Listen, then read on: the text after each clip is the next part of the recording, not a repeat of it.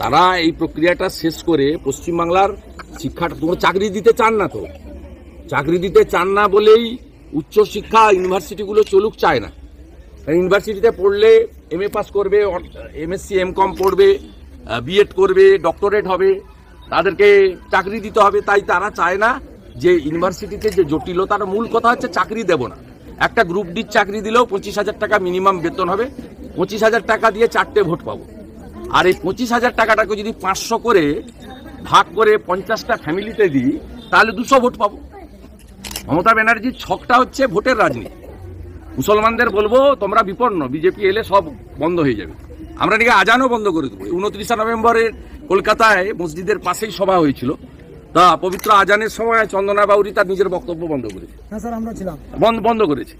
সবকে নাকি মাথায় তুলে মুসলমান দেখেন অনেক মুসলিমরা এসছে, এদেরকে নিয়ে পালিয়ে যেতে হয়, আমরা নাকি তুলে নিয়ে পালিয়ে যাবো। মানে যাই হোক, এইসব করে ধাপ্পাবাজি করে শেষ করছে।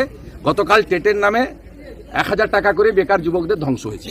150 টাকা আগে পরীক্ষার ফি ছিল, এর আগে সরকারি পরীক্ষায় চাকরির পরীক্ষায় 150 টাকা ফি ছিল, এবারে 500 টাকা করে নিয়েছে। কিছু আয় হলো, আমরা আয় তো হলো, নইলে সুপ্রিম কোর্টে লয়ারদের পেমেন্ট করবি কি? সুপ্রিম কোর্টে চোরেদের বাঁচানোর জন্য লয়ার পেমেন্টটা করতে হবে, তাই বেকার যুবকদের কাছ থেকে 500 টাকা করে তুলে 27 কোটি তুলেছে। সারা বছর শুধু রাজনীতি করা ছাড়া আর অন্য কোনো কাজ সারা বছর। এবং এখানে নন্দীগ্রামে শুধু আমাকে ভোট দিয়েছিল বলে চিল্লগ্রামে দেবব্রত মাইতিকে খুন করেছে, শুধু আমাকে ভোট দিয়েছে বলে। এইরকম আপনি সব জায়গায়, কেন্দামারিতে একসঙ্গে 45টা হিন্দু বাড়িকে পুড়িয়ে দিয়েছে সকালবেলা, ভোট দিয়েছে বলে আমাকে। এই পশ্চিমবঙ্গের এই যে অধঃপতন, এই অধঃপতন থেকে মুক্তি পেতে গেলে আমি যেটা 3 বছর আগে বুঝেছি, নন্দীগ্রাম যেটা 2021-এ করেছে, এই রাস্তাতে কলকাতার বাবুরা যবে হাঁটবেন তবে রাহু মুক্তি হবে। আমরা তো ভালো আছি। এখানে 2 তারিখে বিকালবেলা বলে দিয়েছিল আমি নাকি হেরে গেছি, তাতেই তো তাণ্ডব আরম্ভ হয়ে গেছিল মোটরসাইকেল। তারপরে যখন ফাইনালি সোনাচূড়ার ভোট গুনতে গিয়ে হেরে গেছে, ধপ করে পড়ে গেছে। তারপরে দেখুন সামলে গেছে।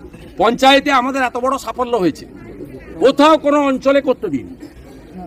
ভেকুটিয়াতে এক জায়গায় করে ফেলেছিল, আমি নিজে দাঁড়িয়ে বলেছি যে আমরা পার্টি থেকে তাড়িয়ে দেব, শুধু ভোটের সময় নির্বাচন হবে, সারা বছর কোনো গোলমাল হবে না, মানুষ নিজেরা মিলেমিশে থাকবো, ভালো মন্দ করে থাকবো। এটাই হচ্ছে সুশাসন দিনে আমাদের একমাত্র এটাই লক্ষ্য, যে আমরা সবাই মিলেমিশে থাকবো, শান্তিতে থাকবো, ভোটের সময় রাজনীতি করব, একে অপরের বিরুদ্ধে বলবো, তো বাকি সময়টা আমরা একসঙ্গে চলবো।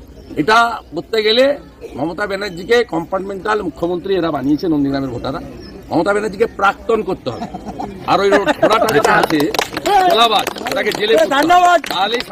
পূর্ব মেদিনীপুর কোলাঘাটে উন্নত মানের ফ্ল্যাট, বাড়ি, অফিস ও শোরুম, ডেকোরেশনের সেরা ঠিকানা ফেমাস ইন্টেরিয়র।